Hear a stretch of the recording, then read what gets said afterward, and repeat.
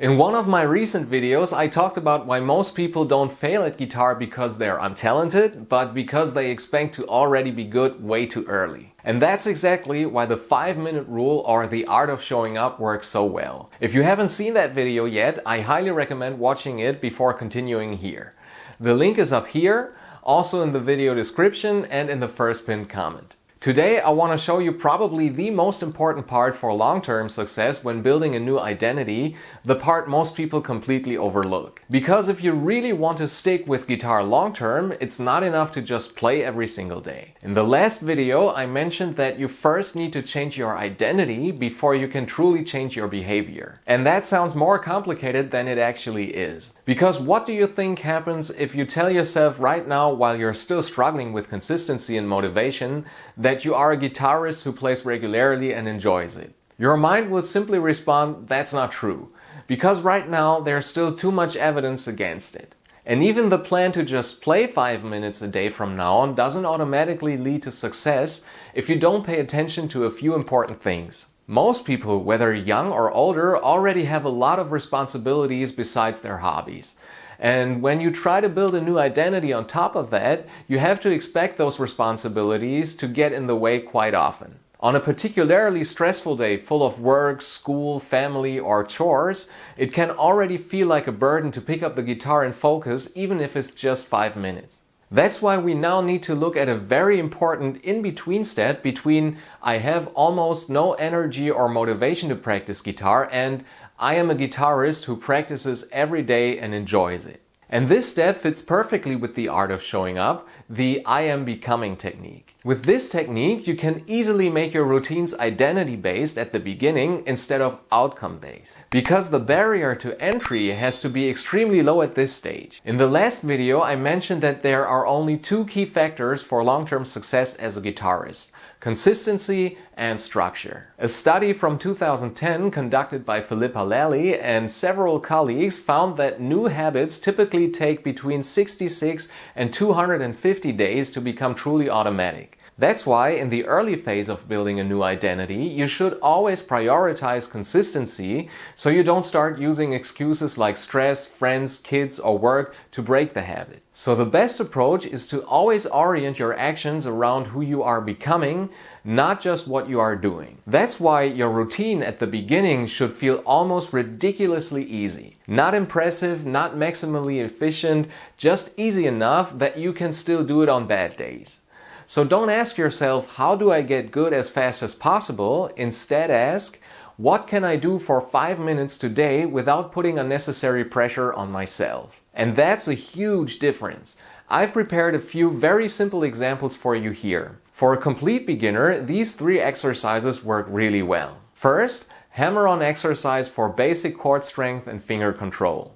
You simply sit down with your guitar, grab a chord that still feels difficult, and hammer it rhythmically for about 2 minutes. Then you relax your fingers while keeping them on the correct strings. Slowly open your hand until your fingers are fully stretched, and then slowly close it again, trying to place all fingers back into position at the same time. Then you repeat the hammering again. The great thing about this exercise is that you don't even need to fully focus on playing guitar, because this is mainly muscle memory training. You can even do this in the evening while watching TV, and later when you're practicing more regularly, it's still a useful way to get extra practice while watching movies or series. Second, quarter note and eighth note rhythm, or even simpler, clapping with a metronome. I recommend this to all my students who have never used a metronome before or who struggle with rhythm in general. Especially if you're still not comfortable with a metronome, it makes sense to first clap rhythms to it, so you slowly build a feel for different accents, time signatures, and tempos. Once you can clap a rhythm perfectly, it becomes much easier to play it cleanly on guitar, first with a metronome and later even with a drum groove. And you can also come back to this exercise later whenever you're learning new or more difficult rhythms. 3.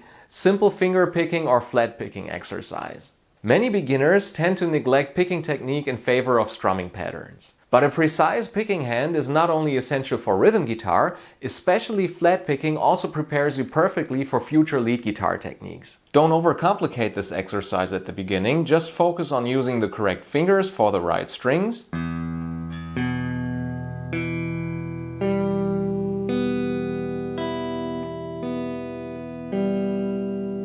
when flat picking, try to practice both economy picking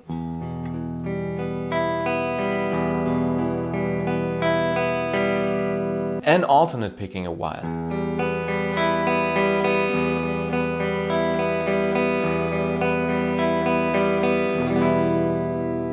And if you're already a bit further along, maybe even a returning player who just needs to rebuild consistency, then your 5 minutes could look like this. First, clean bar chord transitions. Either you just practice bar chords on their own to rebuild strength and control,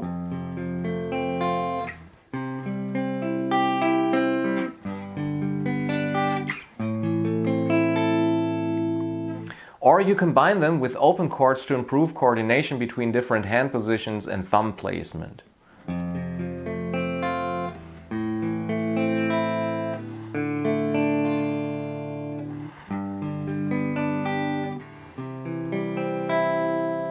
Second, improvising over a drum group. This is basically the next step of the rhythm exercise for beginners. Today there are thousands of YouTube videos with real drummers playing grooves you can jam over. This saves you the time of having to set up drum machines or AI tools just to create practice loops. Third, simple chromatic finger exercise. I personally use this a lot in the beginning of my guitar journey to warm up my fingers, synchronize both hands, and improve speed. These exercises are simple but extremely effective and still useful even later on.